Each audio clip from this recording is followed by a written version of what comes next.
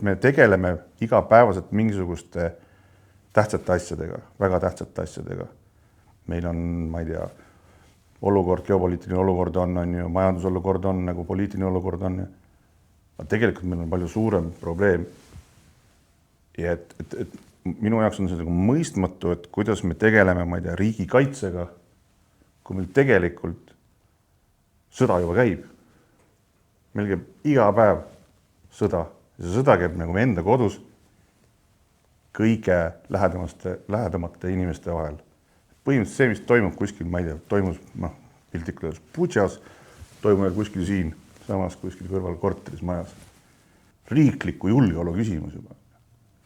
Et tegelikult on. See on tagala, see on see koht, kus peaks kõige kindlam olema, räägime siin pereväärtustest ja asjadest.